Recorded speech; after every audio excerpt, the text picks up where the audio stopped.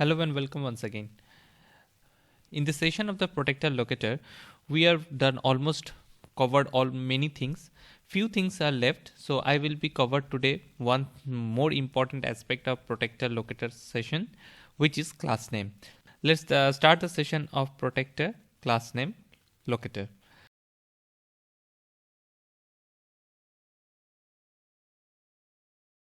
So what is the class name locator is? If you can go to my website, or if you go to any of the website, you can check that there is a class names there, that is class say bar. This one, can you pick me? This is using the class bar. This is mainly for the CSS purpose, right? Now in the class name box, I have made a custom box named class name box, which will help in the automation.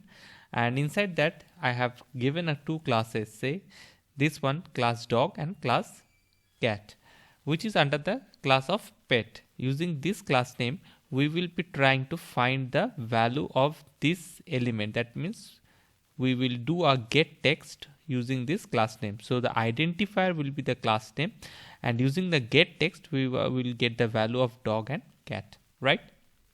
So let's see the code. We have written the code. We have created a variable named class name text, and the locator we have used is dog. See, class name dog, this one dog, and we will be using get text. This get text will do the operation for fetching this dog value, this original value which is displayed in the website or the web page, this dog value. Okay, so this is the locator and this is the value we are fetching. So this part is the locator part, which means it is identified this one, this small dog, small d practically, and using the get text we are taking the value of this one, this dog, right? And inside that we will be using class name.then function, and using the function text we are printing the value in the console.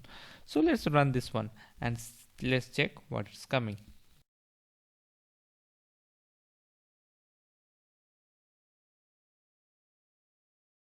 It will open the website and there is no click operation is there. It will just go and take the value dog and it will print it. See, current data is dog.